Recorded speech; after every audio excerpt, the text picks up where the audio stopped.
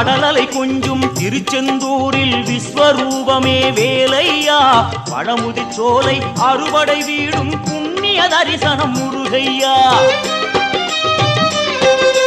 திருநீர் அணிந்து வரும் போது நெஞ்சில் நிம்மதி பிறக்குது கந்தையா சுகனே சிவனார் மகனே உன்னை பாட பாட சுகமாகுதையா வேல் முருகா அரோகரா அரோகரா வேல்